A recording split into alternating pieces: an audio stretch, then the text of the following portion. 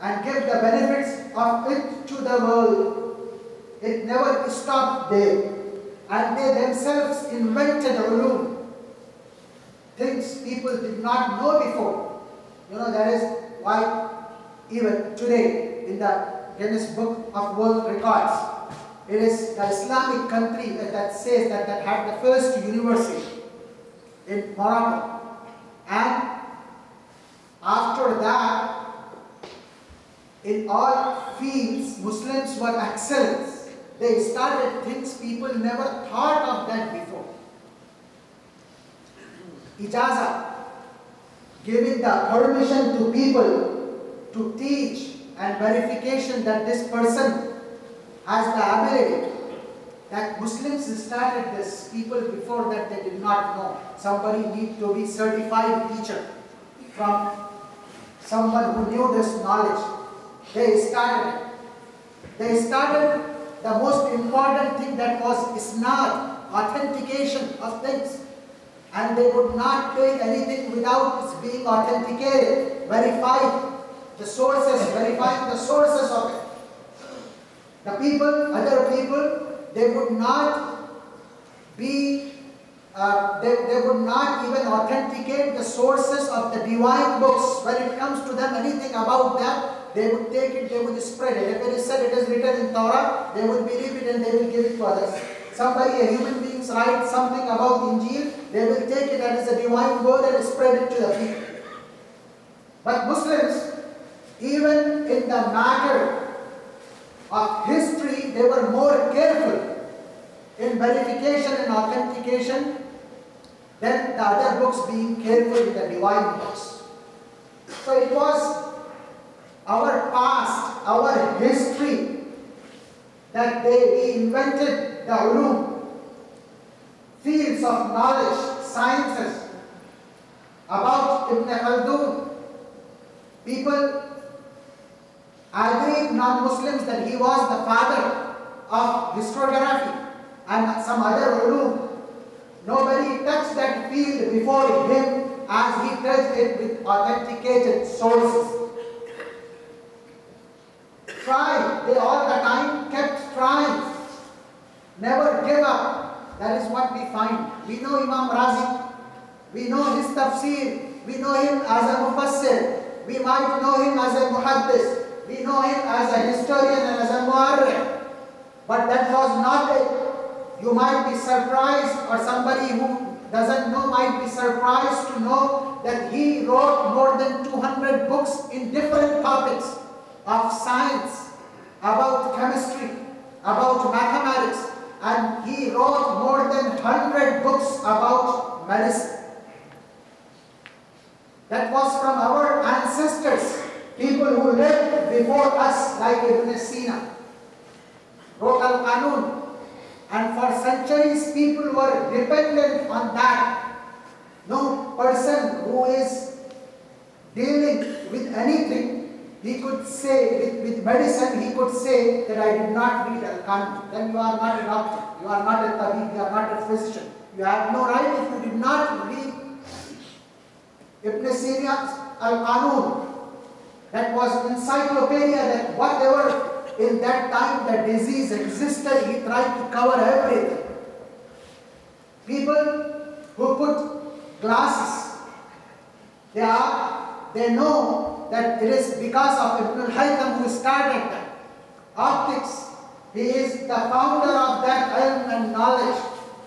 Muslims were the one who invented surgical instruments, and they invented astronomical instruments and different things. They did not keep the knowledge to themselves. There were some portions of knowledge in India, as I said, in different places. But those people did not have the motivation to take it to another generation or do anything with it. They did not have the concept of traveling for knowledge.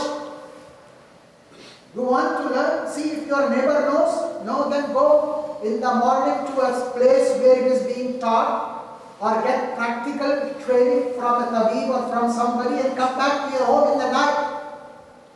But Islam came and said that no, you want to have knowledge, you have to have knowledge. It's birthright of every they need to travel, they should think that they are walking the path of Jannah for knowledge. Then they started walking and going, traveling from Mecca and Medina to Baghdad, and from Kufa to Khurasan, and from one place to other place. They did not leave any part of the world. Wherever they heard that there is some person, he has good knowledge about something, they were willing to travel and go. Dunya and world did not know this before, that you need to travel that much and put that much effort to seek the knowledge. So those were the people who gave knowledge to humanity. That when we talk about chemistry, every knowledgeable person knows, comes from Jabir ibn Hayyan, and knows the book Al-Jabr wal-Muqabala, from that Al-Jabra.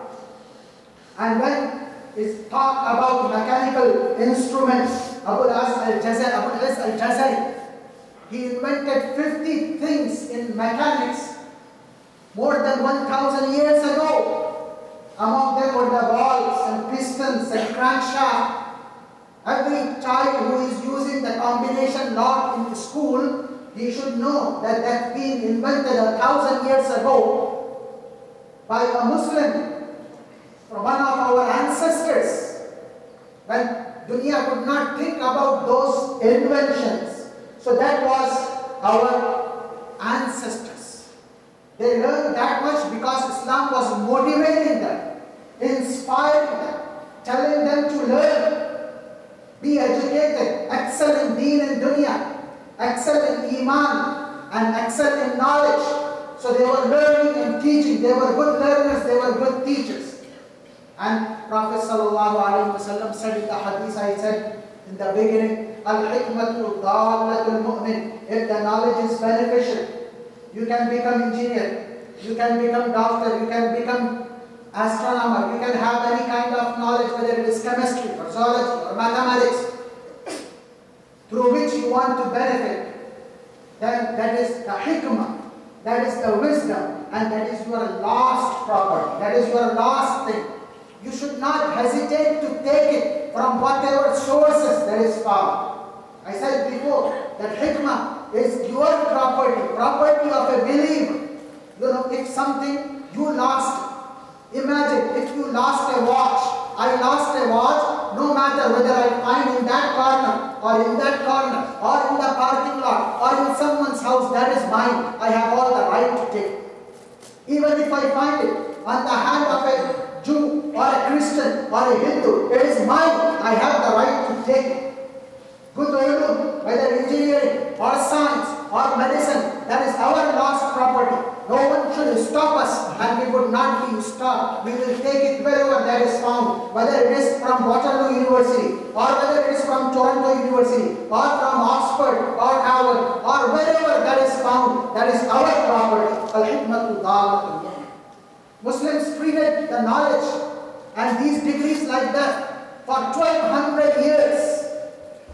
And they were excelling and going everywhere until the dunya became so dependent on them, and then after that they went to sleep. For last 200 years, it is now the people who are the founders of a dynamic civilization and new ulum, when the dunya was stagnant intellectually and culturally, and when the people in Europe was still in dark ages, they were illuminating the world with their knowledge, with their wisdom. And now, when the Renaissance started because of their efforts, where were Muslims? Where were people for last 200 years? They are not dead, they are sick, they are weak. They need to be inspired again.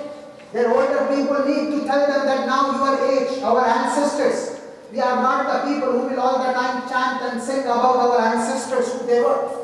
We need to talk about who we are, what we are giving to the world. World is looking today towards Muslims as dependent people on their technology, on their weapons, and on their advances of science towards them for their university and education. Our world is looking towards Muslims, who are the creators of it, who are the founders of those great universities, who are the people of Baitul Hikmah and Darul Ilm. Where are those people?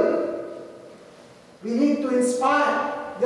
people like me, they are too old to attend those ulum and go there. But the time is on the side of our young generation. People who are going to the schools and colleges, they need to remember that they have the responsibility. Expectations of Ummah is on them, and they have the age for it to do that. That excel in deen, have a strong iman, as they were the iman and amal of Imam Razi, or other people who were good. They were huffaz of Quran, they were huffaz of hadith, and at the same time excelling in the education of dunya. You need to give dunya something that they will say, yes, this is what Islam is. They are inspired not by a few benefits of this dunya. They are inspired by Islam. Islam tells them to learn their way. They are learning like nobody else. Then we will be considered again the ummah of hikmah.